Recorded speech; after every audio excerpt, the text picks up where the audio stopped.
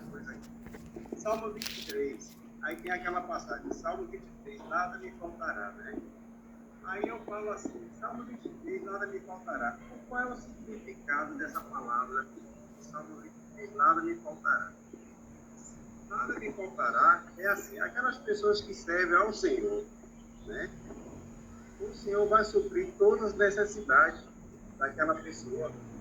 Deus não deixa faltar nada, Deus vai ser sempre com... Aí a gente vê o Eduardo, que deu esse testemunho dele aí anterior, para você ver como é o paralelo da vida, né? Eduardo, com esse tempo aí, há 20 anos atrás, no meu caso, né? Eu estava com 33, anos de 53, e quando o Eduardo estava passando por algumas provações, eu estava sendo provado de outra forma. Eu cheguei e falei rápido aí, né? Eu estava conhecendo um novo país, minha primeira viagem de avião. Israel acompanhou um pouco desse processo, porque Israel trabalhava com o Sérgio lá, meu compadre, né, Israel? E a gente estava assim, todo mundo sem saber o que ia acontecer na vida da gente. Então você vê como é, né? Alguns passando por algumas situações contrárias do que aquilo que Deus está permitindo para você. Eduardo já estava frequentando a igreja, eu não tinha nem noção do que era conhecer a Jesus através do evangelho dele, porque eu fiz catequese, né? Eu fiz primeira comunhão, essas coisas da igreja católica que todo mundo já sabe. Mas você vê, eu só estou dando esse exemplo aqui para você ver que para uns tem umas situações e para outros tem outra, vivendo no mesmo tempo, né, coisas distintas, mas a gente passando por algumas provas. A minha prova era a prova de ganhar o mundo, de conhecer um outro lugar, de prosperar. E Eduardo estava tirando aquilo tudo, aquilo que ele tinha, ele estava perdendo de alguma forma, né, fisicamente, né, sem falar nas questões das coisas do espírito. Mas enfim, o Senhor é meu pastor, nada nos faltará. Deita-me em verdes pastos, guia-me imensamente às águas tranquilas. Valdeci expressou logo essa primeira parte aí, muito bem, Val, né? Refrigera a minha alma, guia-me pelas veredas da justiça, Senhor, por amor do seu nome. Ainda que eu andasse pelo... É que o Senhor, ele fala, o que o salmista, ele fala sobre entender os caminhos, né? E ele coloca os caminhos dele alinhados com os caminhos do Senhor. Ele diz, Deus meu, em ti confio, não me deixes confundidos. E no versículo 4 ele faze-me saber os teus caminhos, Senhor. Ensina-me as tuas veredas. Depois ele fala sobre misericórdia e benignidade do Senhor. No 7 ele fala, não te lembres dos meus pecados e nem das minhas transgressões. Muito bom, muito importante, né? Porque foi um período que Davi estava passando por um momento de aflição, né? Então, o Bruno expressou aí as partes iniciais. E na parte final, eu vou pegar 2 versículos-chave, 3 versículos-chave, o versículo 14, certo? O versículo 21 e o versículo 22, que diz o seguinte, o Senhor Deus é amigo daqueles que o temem e lhes ensina as condições da aliança que fez com eles.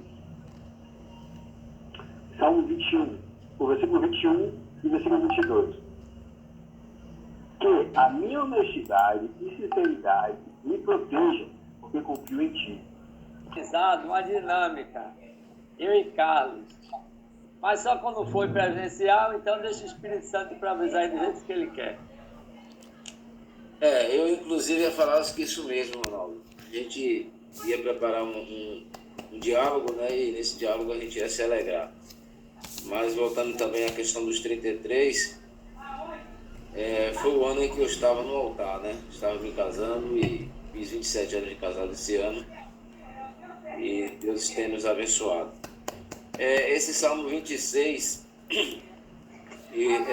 Ronaldo viu por um lado e eu vi até por um outro lado também. Tiramos dele 2 lições. A lição que eu tirei é que Davi era um homem santificado, Davi era um homem separado. Davi ele tinha um cuidado, a preocupação de andar no caminho do Senhor, de servir ao Senhor, de andar diante da presença de Deus com o coração puro, a mente pura, como homem honrado. Eu destaquei aqui o versículo 4 até o 8, onde ele diz assim, não me tenho assentado com homens falsos, e com os dissimuladores não me associo. Aborreço a súcia de malfeitores e com os ímpios não me assento. Lavo as mãos na inocência e assim andarei, Senhor, ao redor do teu altar. Veja a preocupação dele, né? De estar sempre na casa de Deus. Eu estou na célula, caramba. Salientando o que Carlos falou aí, a integridade de Davi era tanta que Davi recorria a Deus, confiando na própria integridade dele. E dois versículos aqui me chamou muita atenção, que é o versículo 1 e 2, que ele faz assim: fazer-me justiça, Senhor, pois tenho andado na minha integridade e confio no Senhor sem vacilar. E comunhão, Davi tinha. O Evaldo vai gostar dessa. Tentaram entrar no mindset de Ronaldo aí rapidinho. Mas em suma, vamos lá. Gente, era diferente, gente. Porque a preparação inicial, nós fizemos rapidinho como se que nós iríamos apresentar, é como se fosse uma tarefa mesmo. Viu? E eu vou falar os pontos, Dias, e você responde as perguntas e depois a gente faz uma pequena exploração, tá?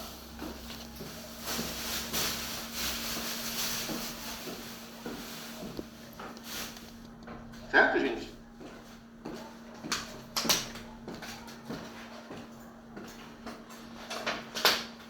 Vocês estão me ouvindo? Sim, Gênesis falou certo.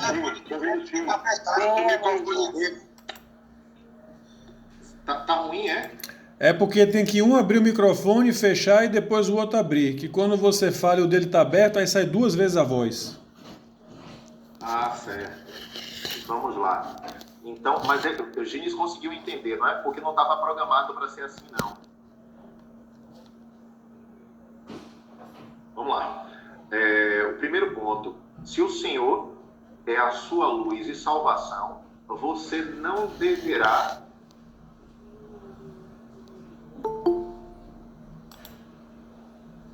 Agora a Gênesis precisa abrir o microfone. Não vai dar certo, não.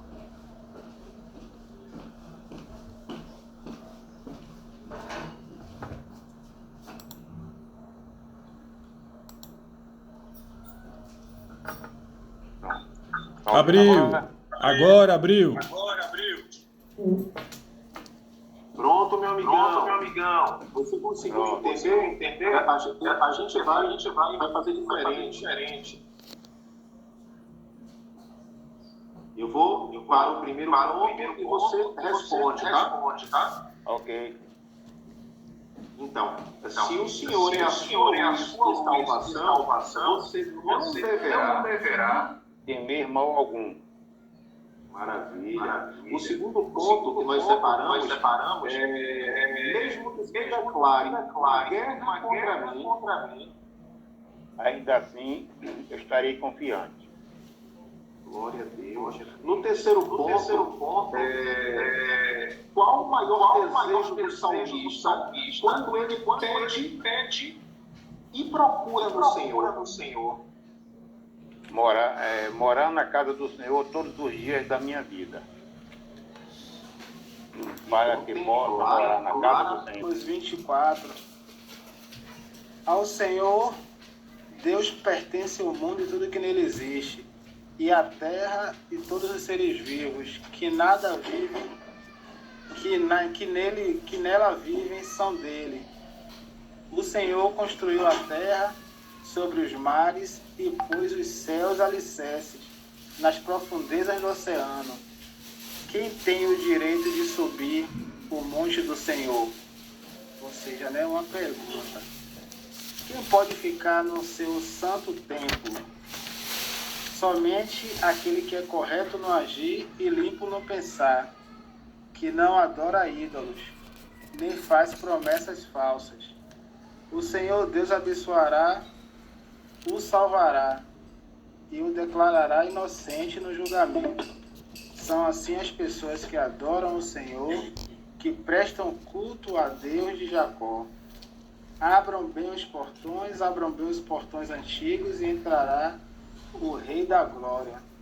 Quem é esse Rei da Glória? É Deus, o Senhor, forte e poderoso. O Senhor, poderoso na batalha. Abram-se bem os portões antigos, e entrará o Rei da Glória. Quem é esse Rei da Glória? É Deus, o Senhor, todo-poderoso. Ele é o Rei da Glória. Ou seja, né? Aqui eu fiz uma reflexão lendo esse salmo, que aqui ele me levou àquela palavra, né, que Jesus liberou, né, para os seus, que pegue sua cruz e me siga, né?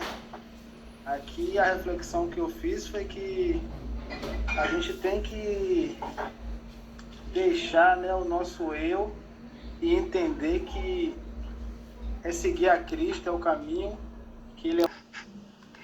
Então, professor, quando o senhor falou, né, na idade que, com 33 anos, eu estava em 2014. Em 2014, eu estava passando por uma transição de comprar um apartamento e eu morria de medo. Estão me ouvindo todos? Perfeito, meu irmão. E eu morria de medo de não conseguir dar continuidade, de pagar e coisa e tal. E esse Salmo de Davi parece que o Senhor manda pra gente, é enviado por Deus mesmo. E aí eu comecei a orar a Deus, mesmo estando no mundo, né? Naquela época eu gostava de muita festa, eu tive que desfazer de muita balada, eu foquei só no meu apartamento para quê? Sobrar dinheiro para não deixar de pagar. E eu morria de medo e pedia sempre a Deus, para Deus não me deixar faltar nada. E esse Salmo de 28 Davi aqui, a resposta dessa oração está clara aqui, né? Tudo que a gente pede a Deus com fé, com clamor, acho que Deus atende as nossas orações. E aqui, a ti clamarei, ó Senhor, rocha minha, não imudeça para comigo, não suceda calado.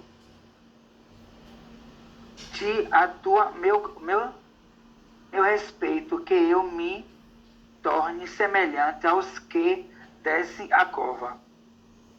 Ouve a voz das minhas súplicas, quanto a ti clamar, quando levantar as minhas mãos para o orúculo do teu santuário. Então, sempre pedir a Deus de joelho, né? Para não deixar que essas coisas acontecessem. E até aqui, Deus vem me suplicando, não vem faltando nada na minha vida. Graças a Deus, encontrei um caminho. Que caminho é esse que eu não quero deixar nunca mais na minha vida?